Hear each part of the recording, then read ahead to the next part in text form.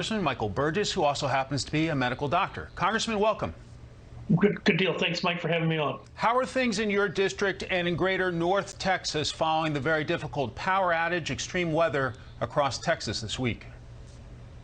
Well, there's still a lot of people who are hurting. I mean, the good news is the temperature is back up, and it's Texas. Will be 70, 80 degrees by the middle of the week.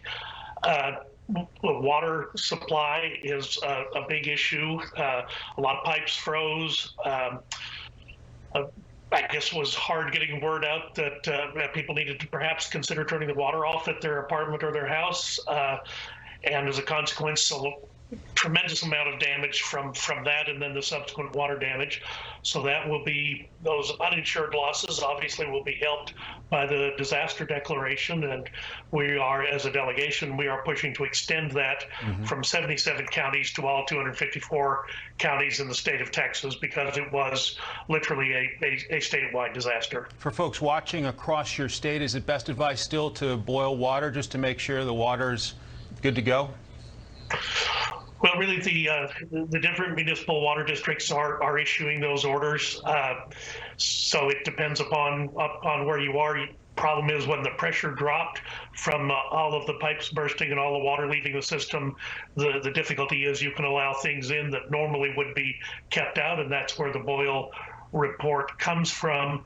But my understanding is many of those are getting back up. They're bringing the pressure back up so that those boil orders are going to be expiring in a great number of the areas where they currently are. Is it your assessment that Texas failed to winterize your energy infrastructure properly? Is that a central cause of all this?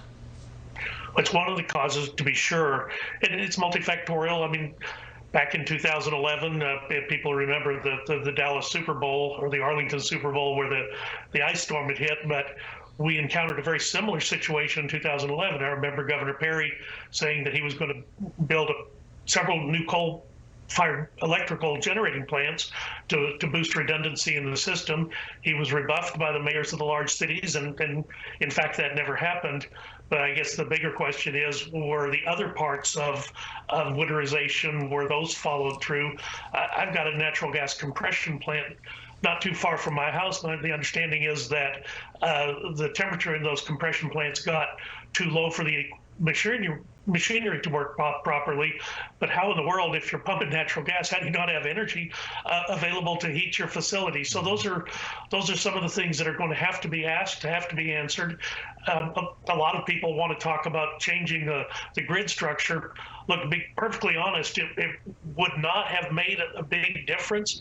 The important thing is we've got to be able to harden those facilities so that they can indeed deal with cold winters. We have cold winters in Texas, not many, but we do. About every 8 to 10 years, we'll have something like this, and every 100 years, we'll have something on the scale that affects the entire state. To the $1.9 trillion COVID relief package lawmakers in the House should be considering this week. Buried in there, we found, about $100 million for Bay Area rapid transit, about another $1 billion for other similar transportation projects, approximately $200 million for museums and libraries, approximately $270,000 for combined arts and humanities endowments. Congressman, why did the Democrats put those in there? Well, look, it's not just Democrats. Unfortunately, that's one of the hazards of having a bill this big. And look, in your previous segment, you talked about nutritional assistance.